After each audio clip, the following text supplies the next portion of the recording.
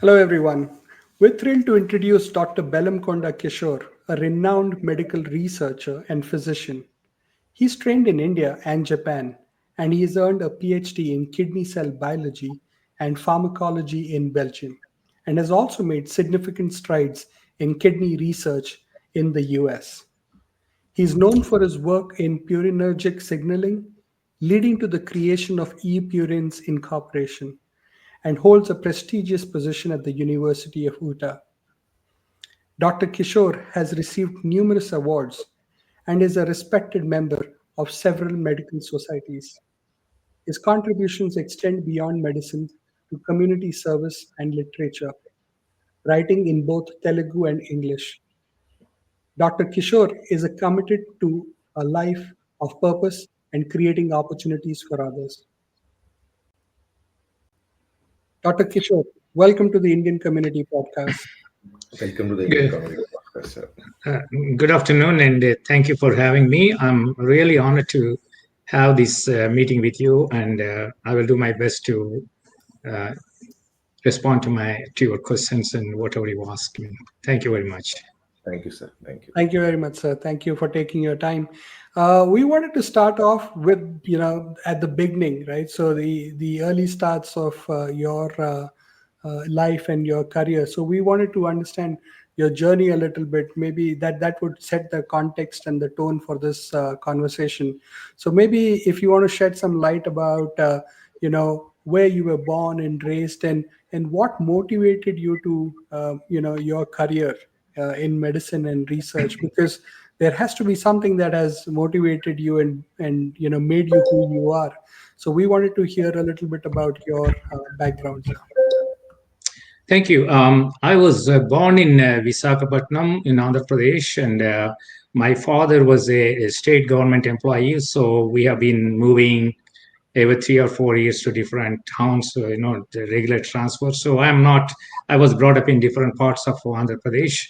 And from the childhood, I have interest more in science and especially in biology. And even in the high school, I used to do some adventures at home, putting an aquarium and trying to grow some tadpoles and see how they become frogs and other things. So my interest is in science and exploring in a creative way the scientific world around us.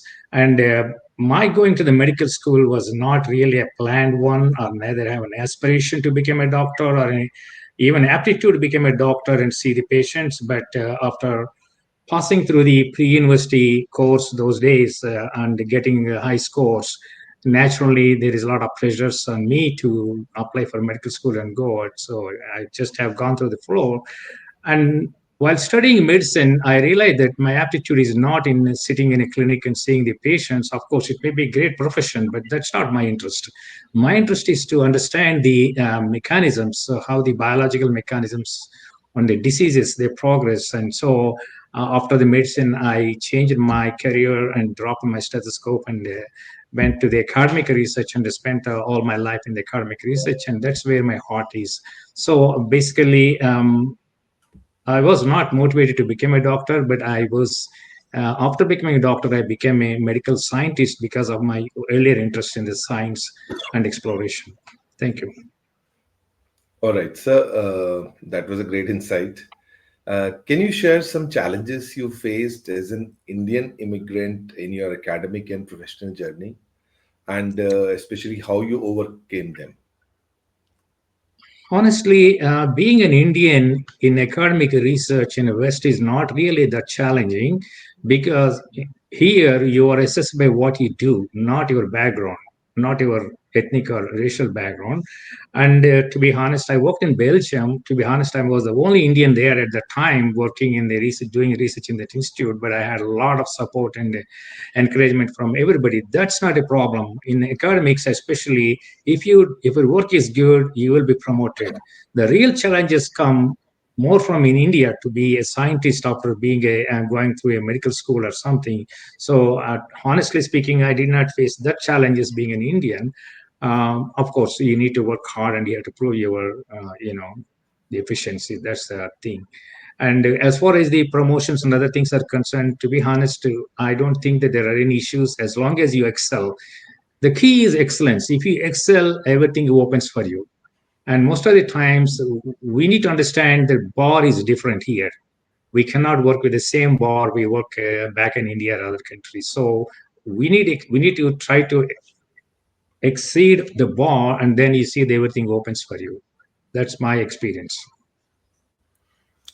Thank you, sir. I think going back to your origins, right? So you said you were born in Andhra Pradesh, but then you were moving around, and because of the family. And then I was also looking back at your career, and you've lived in so many different countries, and I would assume which also means multiple cities.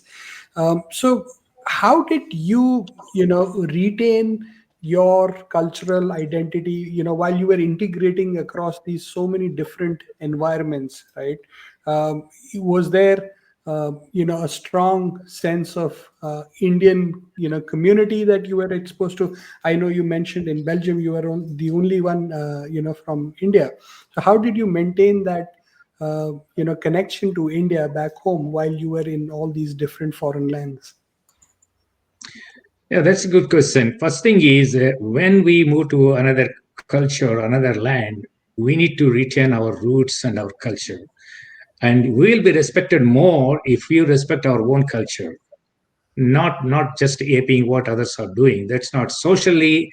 I mean, there's a difference. I mean, we can mingle with the people and learn their culture, but we should not forget our own culture and our own way of doing. And the more important thing is, integration doesn't mean just following what the other people are doing, how they're eating, what they're saying. That is all superficial. The real integration comes only when you understand the land, their heritage, their culture, their values, and then try to understand and connect to the people. Connection means if you can sit with your colleague who is from a different cultural background, if he opens and talks to you what he feels, then you're connected to him.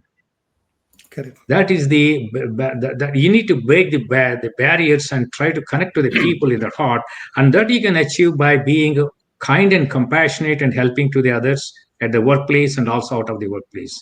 And people do respond. In my experience, in every country I lived, people do respond depending on how you do and how you act. If you take one step towards them, they will take two or three steps towards you, and then you see that you are getting integrated. And most of the time the problems come when we try to see that they are different and we are different.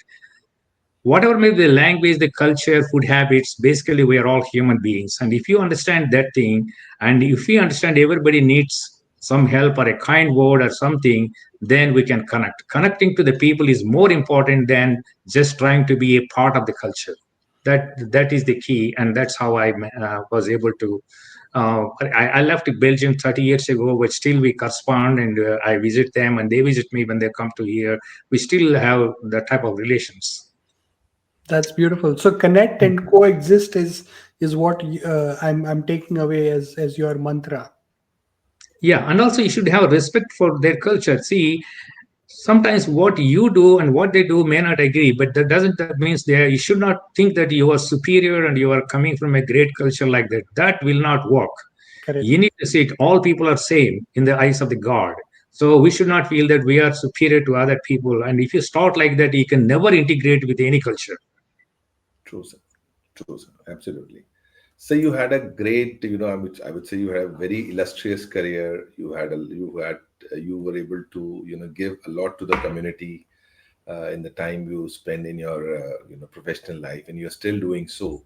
So, what is the key advice you can give to Indian immigrants and also the people who are wanting to move to, more developed countries uh, and aspiring to build a successful career especially in a foreign country? So, what would be your advice to such people?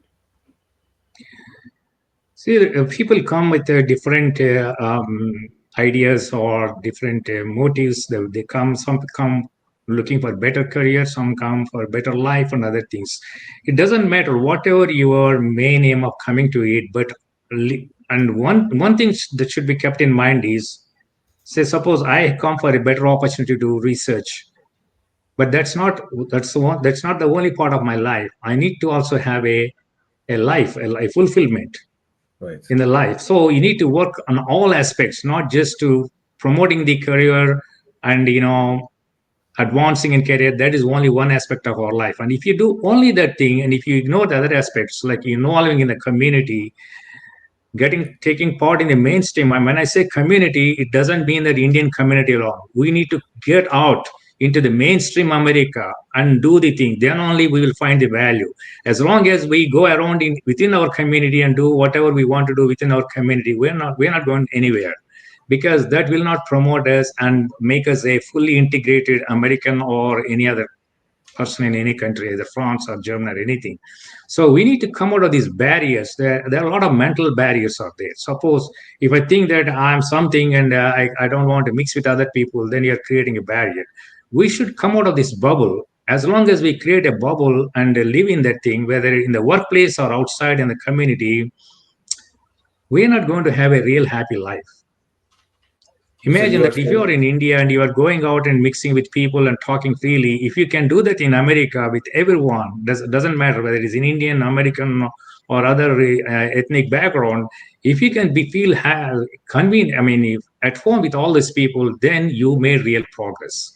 And that only gives the real happiness. Otherwise, we may come and our careers may be great, but we will not be happy, because happiness doesn't come only from the career and building up the other assets we have. It comes mostly by how we live. That's the key here. So once we right. come to that thing, when we feel that we are happy and we are at ease with the society, then we get involved naturally. Getting involved in the community and doing the service should becomes a part of our life. We don't have to think about it separately. So, sir, you are saying that getting adapted culturally and into the community is more important than, focusing too much on your careers. Yes, definitely. The career will come. You see, if you are a skilled person with abilities and you have got good education and training, Mhm. these are only hard skills. The hard skills can only promote you at the workplace. But the soft skills you need, first thing, you need to be friendly with your neighbors at workplace. Also, go beyond your the call of the duty. If they need some help them and be with them, and then they will reciprocate you. And then you see you're building a huge network of people beyond your family, beyond your community of Indians or whatever it is, and that gives you the real strength to us. And then we feel that we are at home even in America. If you can't build up that thing, and if you're dependent only on the people whom you trust, then it's not going to be a full life. That's the key here. Right, sir. So, any examples, sir, you would quote in your life that happened something in a similar way? How you gelled in the society, how you were able to make a mark for yourself, utilizing Yeah, I this. mean, there are very good examples. For example, in 2009, and me and my colleague in San Diego, a professor, we started a club. It's for research, and that involves researchers from all over the world. It started with 20. Today we have 100 researchers in the club. And see, if you just go out and start something and communicate with people and say, I'm doing it, there are people to respond it. And we need to take the initiative. We should not think that others will come and ask us to do something. That will never happen. It may happen, may not happen. So we need to take the initiative, and we need to create the community we want to live, and we need to have our own network of people to do the things that we want to do. And that is important. These days, education, profession, um, even our positions do not help us unless we have the ability to go out and out reach the people in different sectors. And in the past, it may not be necessary, but now the world is changing, and there are a lot of articles published in the business magazine that your ability to grow in life and in the profession depends on your ability to communicate and reach the people. That's the Thank you, key. sir. And That was a unfortunately, these are not taught in the schools or colleges. That's the problem. And I think that's a great point, which it's also a great segue for my next question, Dr. Kishore, which is about the importance of mentors, right? Because there are things that is taught in schools and universities, but there are life lessons which mentors take us through.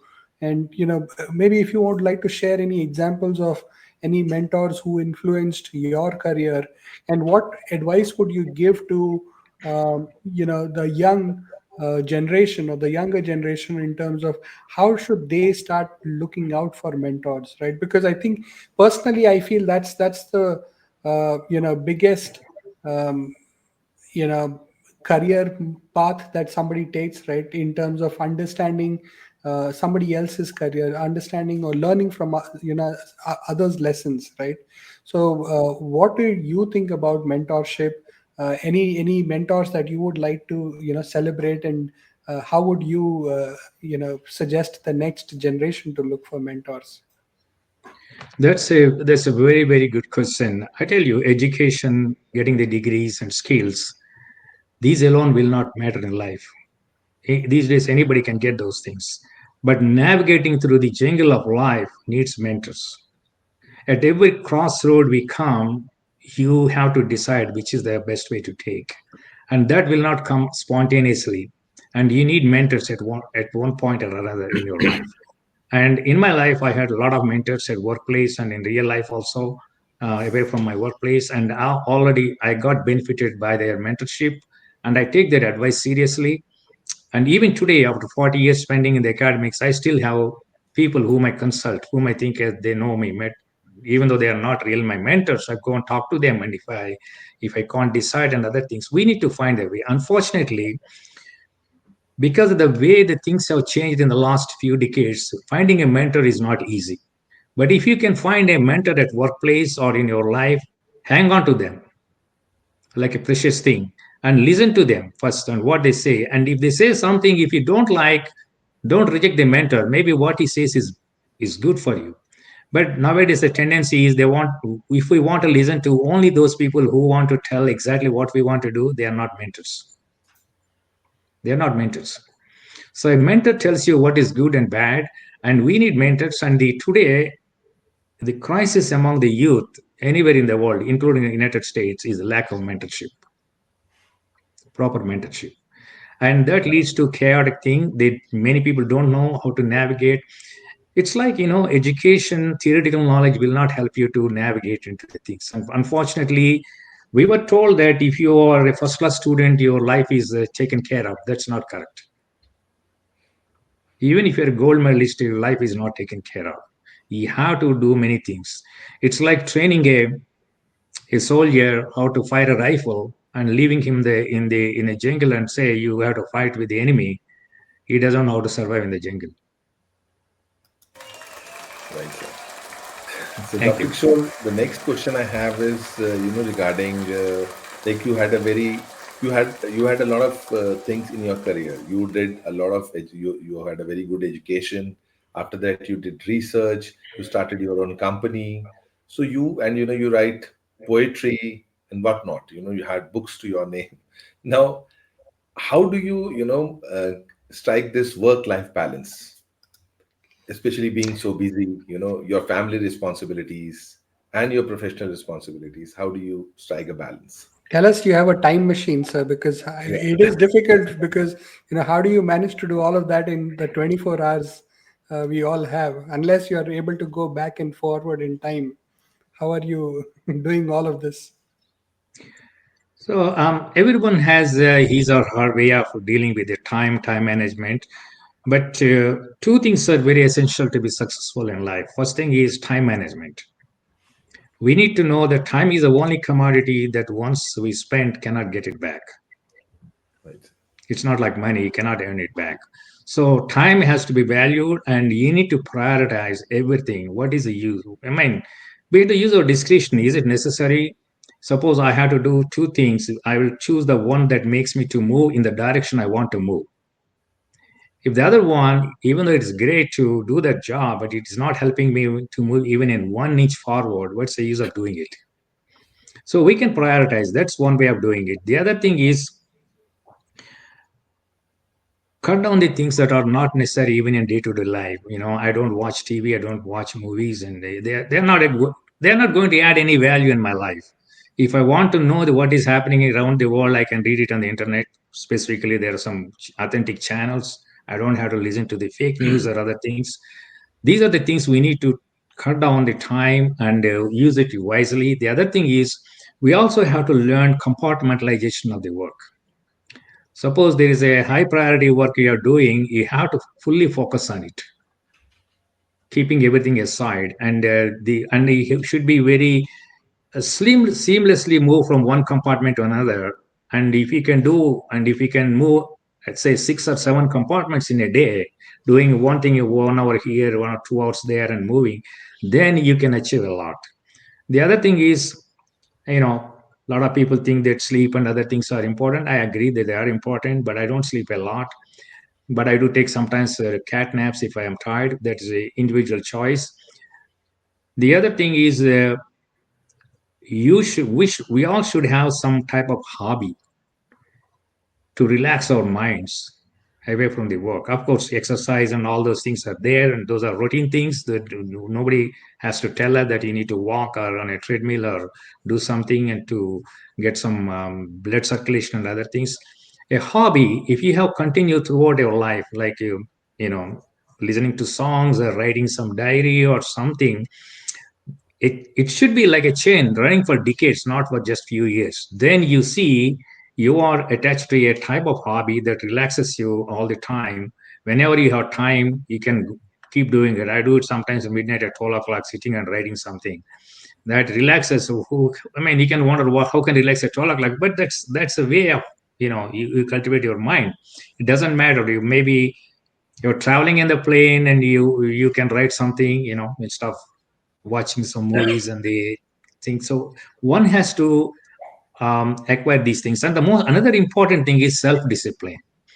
The single most determinant of the success nowadays is self-discipline. If we cannot control our mind and do whatever we want to do at that point, suppose I need to do something at this point, that's good for me. If I cannot control everything and do it at that point, I cannot be successful.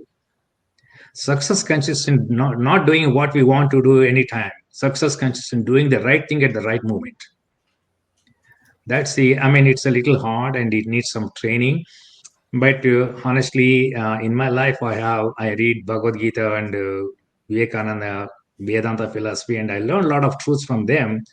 And that opens your eyes, and you see the world and the life in a much bigger dimension than what you learn from the books and other things. It's not enough if you read books and science and other things.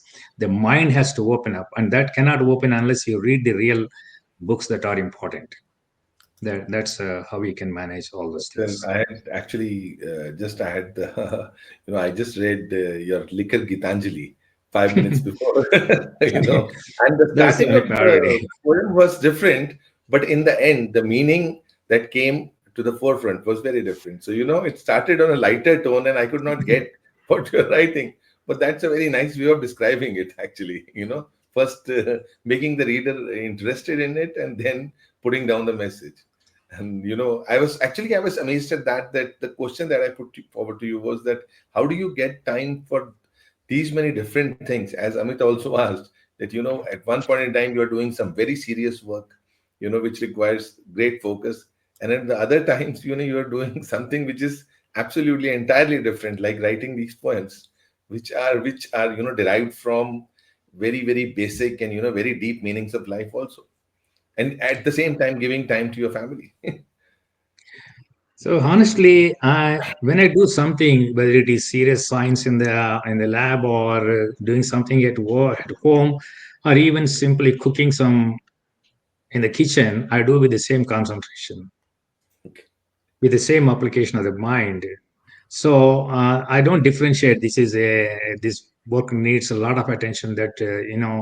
If we cultivate that habit over the time, what happens? It becomes a habit.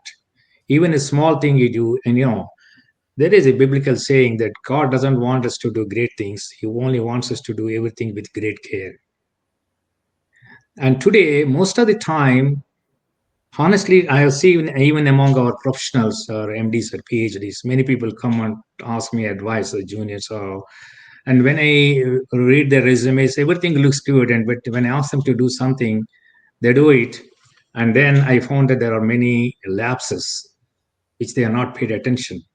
Paying attention to the detail is very important. It doesn't matter, even if you're cooking, and if you don't put this enough salt, it gets spoiled Right. too much or something. That is one thing we are not taught in the schools. We are taught that this is great work, that's a not so great work, this is very important topic, that's important topic. That's all nonsense, to be honest. Every subject is important, every science is important, every work is important. Because some of the discoveries I made in my lab actually came from what looks like a trivial topic I'm doing. If you ask some other scientist, oh, that's not a big issue. But you never know where the diamonds are in the soil. Diamonds are not buried in the golden mountains. They are found in the mud. The only thing is you should be prepared to find them. The problem is our education system doesn't train us to look exactly where you want to look. We are misled to chase like a, gold is there, silver is there, you have to dig here and like that. That's not correct. We have to be trained to dig anywhere and find what is precious in that soil. When you do that thing, everything changes. Then we will see that a lot of people coming and doing great work, even from remote corners of the world. Right. So I think, Rahul, what Dr. Kishore is referring to is the art of focus and less distraction, right? We always have our phones in our hand, which have, 101 notifications waiting for our attention, right? So this is a very interesting piece of advice, Dr. Kishore. I'm going to try and practice that. Next time I'm in the kitchen, I'll keep my phone aside and focus purely on the dish, and come back to you and tell you how it was, right? Because I'm typically multitasking with, one hand you have the phone and the other hand you're trying to make something. But this is really interesting. And I think, for now, what I'm trying to also take back is, with all this that you're doing, it might be nice if you can also share what are your upcoming initiatives, especially focusing on the community. I remember you had mentioned the last time we met that you're writing a new book, which is going to be very important for people like me, or the young migrants, right? So if you want to speak a little bit about the book that you're writing, and if you're okay to share. Yeah, thank you. When I first left India in 1983, there were very few people from India going abroad for higher studies or jobs or seeking better opportunities. But now it's very different now. Lots of people from India are going abroad to different countries, not just United States, and for higher education, jobs, and settling down, business, and everything. One of the problems the Indians have is, the saying, you can take a Indian out of India, but you cannot take the India out of an Indian. So this is a good thing. I don't say it's a bad thing that to retain your culture, your values, and other things. But at the same time, it is also working the other way. If we cannot integrate with the community wherever you live, because of you are so attached to your Indianness, that is also an issue. And to be honest, I have seen people who are not able to adjust even over 20, 30 years, and they develop a type of personality by which it's very hard to understand them. So you need to have a seamlessly integrated personality. It doesn't matter whether you are in your workplace or at your home. The behavior should not be different. Your personality should not change that much. So to have this thing, what is needed is integration. So unfortunately or fortunately, our culture embodies everything, because the way we eat, the way we dress, the way we do things, everything is incorporated into your ancient culture or ancient wisdom, which is again based on the Sanatana Dharma or spirituality. So they think that if I change this thing, I'm actually denying my roots of Indian or whatever it is, but that's not true. The core values should not be sacrificed, but the way we retain the core values can change. What are the core values of India? Sanatan Dharma, Satya, Dharma, Santi, Prema, Ahimsa. These are the 5 core values you find in the Sanatan Dharma. Doesn't mean rituals. There's a lot of confusion in India nowadays. Rituals are not Sanatan Dharma. Sanatan Dharma is the principles, not the physical acts. People are confusing. Those are social and spiritual acts. So as long as you don't lose those 5 core values, you are a follower of Indian culture, Indian Vedanta, or whatever it is. Then what you do in the West, how you integrate in the Western culture, that should not. And if you take your values and get integrated in the Western culture, you actually find more value. People will respect you more if you're truthful. People will respect you more if you're loving and helping others. So, what I want to say in my next book, you take your values and spread them, and wherever culture you go, you need spread them. Come on, it's not essential that we should spread our rituals and our worships. Okay, if they want to learn, that's okay. But more than that thing, the values, the Sanatan Dharma principles have to be spread. And if you can achieve that thing, we not only get integrated, but bring a value to our culture in the Western society. And believe me, there are people who did that thing in the past, and they have shown that the value of the Indian culture. That's the reason why Westerns are attracted to India. That is the best way of integrating our culture with the West. We need to rise above the mundane levels or the physical levels and think at a higher level, like a drone going around, and then you will see integration is very different. Right, sir. I Right. mean, we That's a can very good celebrate our takeaway. festivals and everything with other people. That's okay. I agree. Social mixing is important, but it should not stop there. We should take it to higher level and show them the value. So that means the responsibility on us is much higher in the West than what we do in India. So when Because is in your India, it book doesn't matter how you live. Pardon? Hmm? sorry to interrupt you. When is your book expected to be launched? Sometime the next year, maybe early by before in the spring or something. I have written about half of it, and I'm mostly doing it in the mid, late in the night when I have some time and sitting alone. And it's pretty long book, and it is basically to show how a yes, an Indian born in India and raised in Indian culture, how he had to can integrate into the Western culture, at the same time bring the name and fame and everything to the India. Correct. Don't dissolve yourself. Right. You retain your identity and then come and show the thing. That's what I want to show. This reminds me, Rahul, of the Spider-Man quote, right? With greater power comes greater responsibility. Responsibility.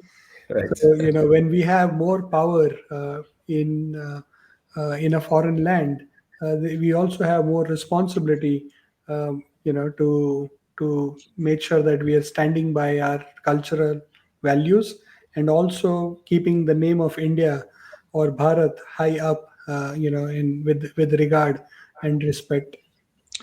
Yes, exactly. Actually, the responsibility on us who are abroad now is much more than it was 20 years ago, 30 years ago. Correct. And also, the Indian diaspora in the United States, we have achieved a lot professionally and in every field. It's technology, science, medicine, business, everything. But is it the limit? I think we have hit a wall.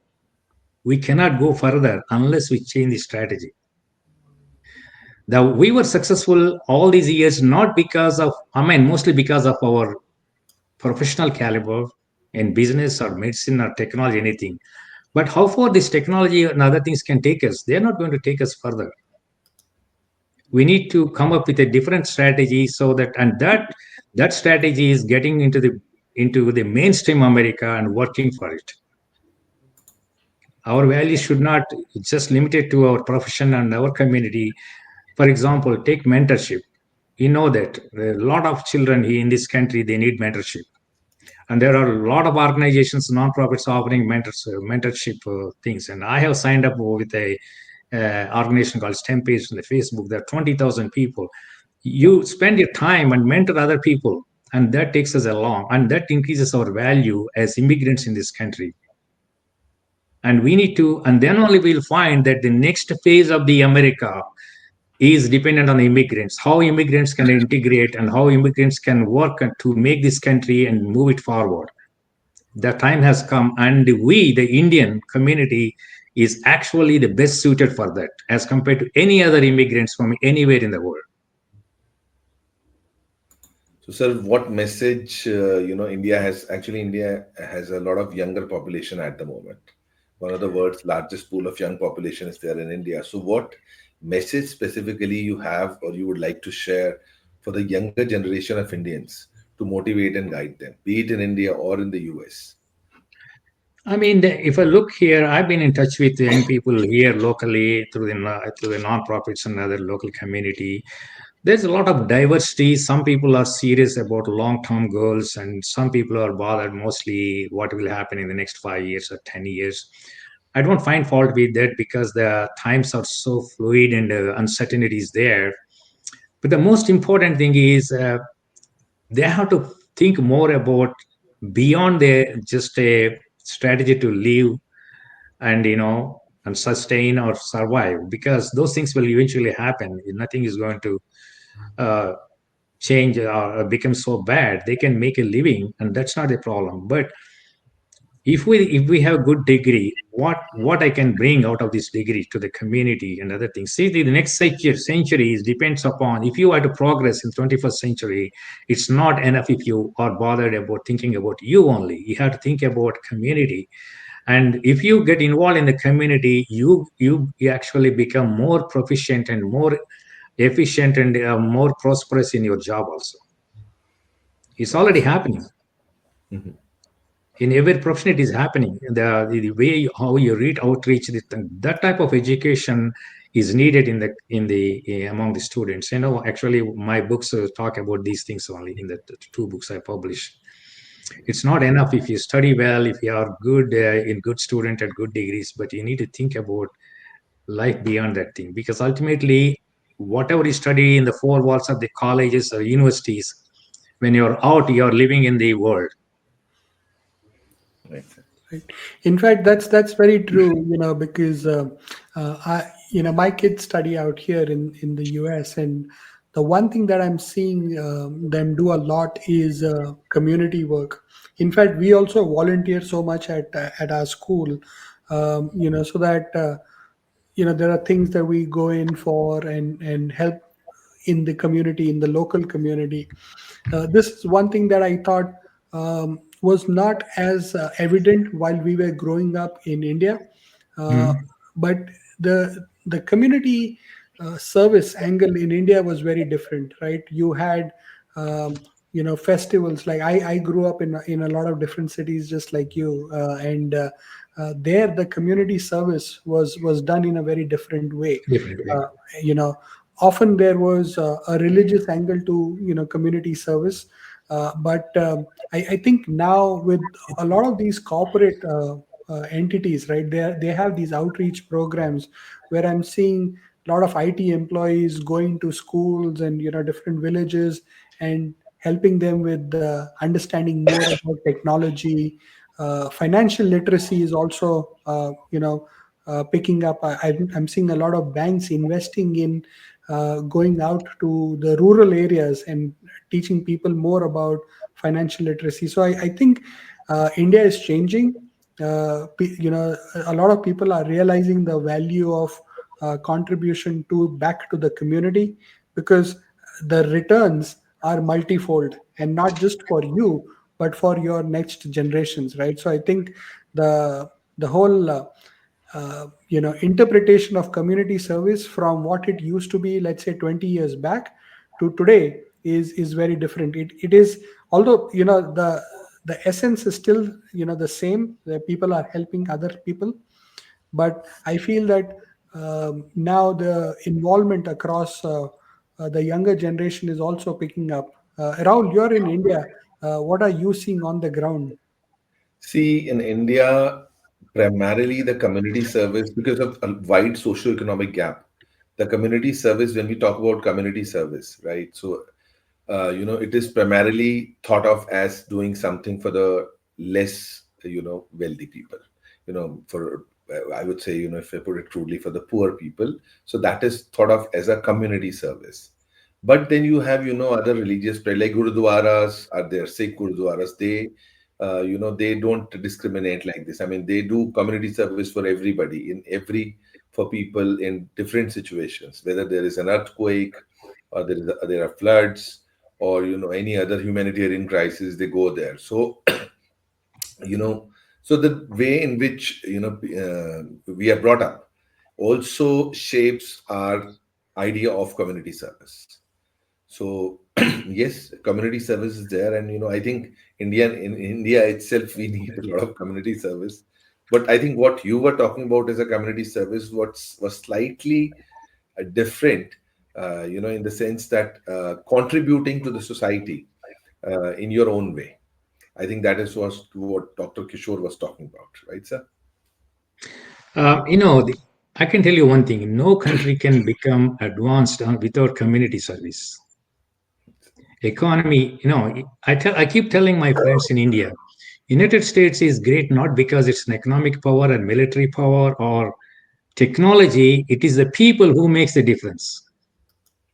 Absolutely. You see that people here volunteer even from the school days, Right, sir. and retired people go and volunteer in the charities Mhm. every time to do it. And the most important thing is, of course, India is changing, but in my case, I was involved in community service from the age of 16 or 17, just because I was a follower of Sat Sai Baba and we are working in the community. We used to serve the food for the poor and do all those things as a college students.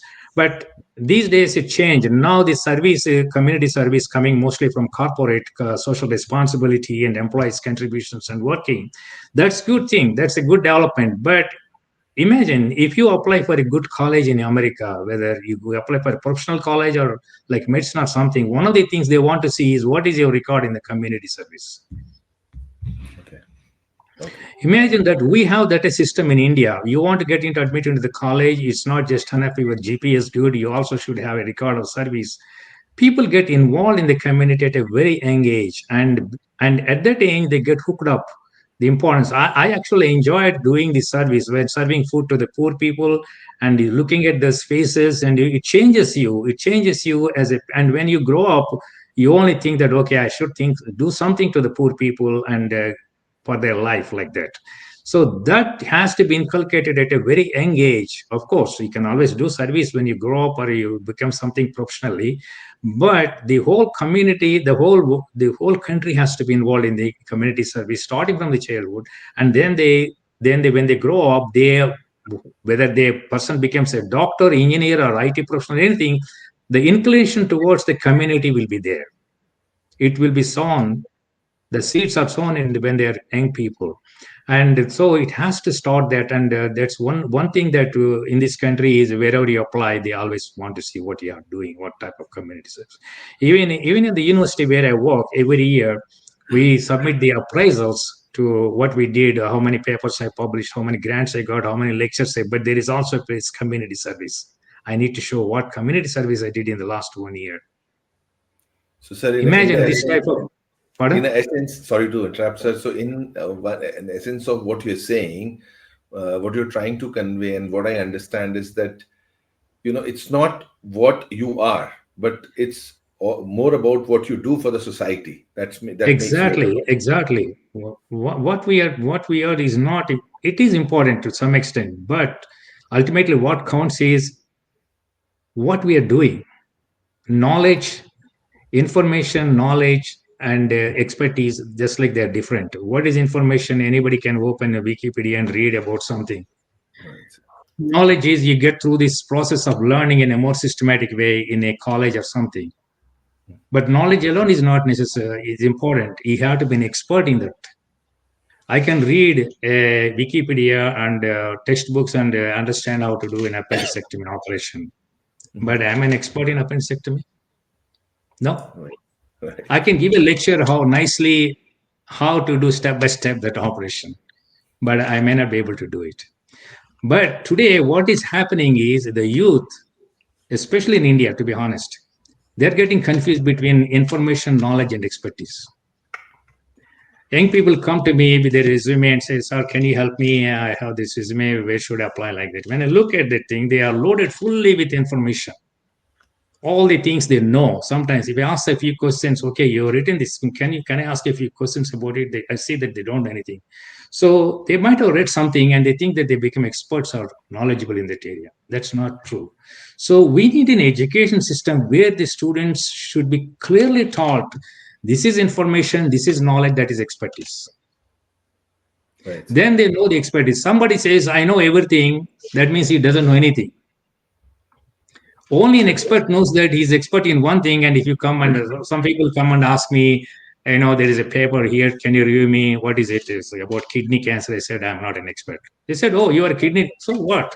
That's not my area. So if you are expert in one area deeply, then you know that you're not expert in the other area.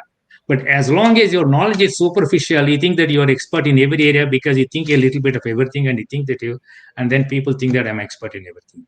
Then what is the problem? If people start thinking a superficial knowledge is expertise, the country can never progress because you will never get the real experts. Right, sir. You will never get. That's where we are lacking. Education is not contributing to the expertise and pioneering work. Why? Because of implementation, because people are not practicing the You knowledge that need they to have. you need to dig enough to find the gold Right, sir. in every profession. It doesn't matter whatever you do, whether IT or technology or engineering. But what happens is sometimes we are carried away with a knowledge after learning certain things. We think that we have become experts in everything, but that's not true. We have to look how much we don't know, not how much we know. And another thing is that Neil deGrasse Tyson, this astrophysicist, says that today the problem in any field, not just medicine, technology, anything, it's not about knowing something that you are right. It's not about that thing. Not knowing enough to know that you're wrong. Right, sir. That's where a lot of mistakes are happening today. Even experts make mistakes because they think this is the only thing we have to know. No, that's not the only thing. You have to know more than that. And if we can move our young people in that direction, I think they have the ability to go further. I tell you one thing. I published papers in India. And my very first paper in India, Banaras, was published in Lancet. I worked in AIMS in New Delhi, and I understood certain about research about something. Looking at the people we have at that time in India, they are good, very good scientists are there at that time. I thought it's a science, but when I went to Japan, my idea of doing research and science has completely changed. They are spending 20, 30 years working on a small problem, going so deep to the rock bottom and finding the everything about that problem, a particular disease in the kidney or something. It's not about publishing papers. It's going deep and trying to understand what is it. It's like going deep into the cave and finding what is there. So if we can import that type of education in India, we are going to find a lot of experts and pioneers coming out of India. Unfortunately, our education system doesn't teach that. Our education system teaches us to be successful with a little effort because we got big brains. We don't have to use all of it. If I can use 30%, I will get a big job in America. That's okay. What about the 70% you're not using? That's why we have a lot of professionals, but very few pioneers or people who actually make a big change in the world. Even statistically, we should have more for out of 1.4 billion people. We have everything. We have brains, we have education, we have deep culture, values, and everything. What prevents us from becoming pioneers? Because we're not trained to think in the right way. So we Sir, are made to think about success in a different terms. sir, I think Amit will agree that these are, very rare words of absolute wisdom that are coming from you right now, and one needs to have a specific, very specific attitude to be able to understand what you're saying. But it is I very mean, important. Yeah. I mean, I have seen the world in different parts, and I have worked closely with pioneering great scientists. Mhm. And what I understand is that it's not that they are extraordinarily intelligent, they are intelligent, but we also have that brains. But the way they apply that intelligence, their efforts is important. When Right. we are not trained to do that thing, that's a problem. So can we make a framework of such an application, and maybe you can share it once again with us in a new podcast? Definitely, I can do it. I'm trying to write, books on these lines at least to spread the way. See, what India needs is a different type of education and training. Right, sir. We're not having the right education or training. We are only producing high tech professionals who are going to serve the rest of the world, Right, sir. not helping India, including me. I can say that thing. But it's time we should change, and that's the only way you can build a nation. Definitely, sir. If we do not invest in the right education, we cannot progress. So definitely need, some kind of hand holding from senior people like you who have been there and done that and know it all, a lot of it. So definitely, I mean, it's I not mean, just I I'm not mean, just academic, but I don't have any influence or power or anything. What I can do is only write books, and at least these ideas will go out and people will read and understand. And if somebody wants to take it seriously, but I don't have any type of power or anything to change the world. Yeah, I sir, think we are a community and we will, it yeah, is the idea and the which inspires and then changes the world. Yeah, So I mean, it can as change, and somebody can pick it up and they say, okay, this is good, and let me think about it. We know there was I forgot who said it, George Bernard or something. Yeah, I forgot. It is there in my book. He said most of us do not aim high and struggle to be successful. We aim low and be successful very fast. mhm, So success is a relative term. Suppose I put a low goal for my success and I get it there and I think I'm successful, that's okay.